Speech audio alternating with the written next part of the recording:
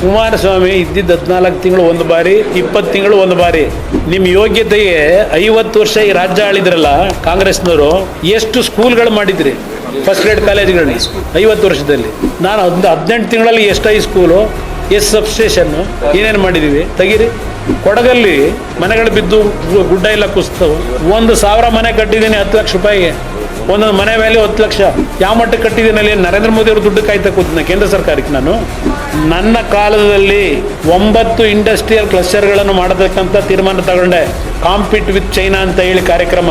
ಕಲಬುರಗಿ, ಬೀದರ್, ಕೊಪ್ಪಳ, ಬಳ್ಳಾರಿ, ಚಿತ್ರದುರ್ಗ 25,000 ಕೋಟಿ ಸಬ್ಸಿಡಿ ಕೊಡೋಕ್ಕೆ ಪ್ಲ್ಯಾನ್ ಮಾಡಿದ್ದೆ ಇಂಡಸ್ಟ್ರಿ ಮಾಡ್ತಕ್ಕಂಥವ್ರಿಗೆ. ಇದ್ದಿದ್ದು 14 ತಿಂಗಳು ಕೆಲಸ ಮಾಡೋಕ್ಕೆ ಬಿಡಲಿಲ್ಲ. 5 ವರ್ಷದ ಸರ್ಕಾರ ನನ್ನ ಕೈ ಸಿಕ್ಕಿದ್ರು ತೋರಿಸ್ತಾ ಇದ್ದೆ ನಾನು.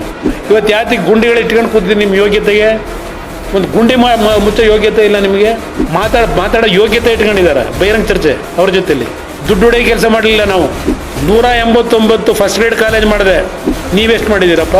ಪಬ್ಲಿಕ್ ಶಾಲೆ ಘೋಷಣೆ ಮಾಡಿದೆ. ಈಗ 4,500 ಬಸ್ ಕೊಟ್ಟನಲ್ಲ, 4,500 ಬೆಂಗಳೂರಿಗೆ ಯಾಕೆ ಕೊಟ್ಟಿದ್ದೀನಿ? ನೀವೆಷ್ಟು ಕಾರ್ಖಾನೆ ತಂದಿದ್ದೀರಿ? ಯಾವ್ಯಾವ ಟ್ರಸ್ಟ್ ಲ್ಯಾಪ್ಟಾಯಿಸ್ಕೊಂಡಿದ್ದೀರಿ? ಆ ಕೆಲಸಕ್ಕೆ ನೀವು ಇರೋದಿಲ್ಲಿ. ನನ್ನ ಬಗ್ಗೆ ಚರ್ಚೆ ಮಾಡೋದಕ್ಕೆ ನಿಮ್ಗೆ ಯೋಗ್ಯತೆ ಇಲ್ಲ.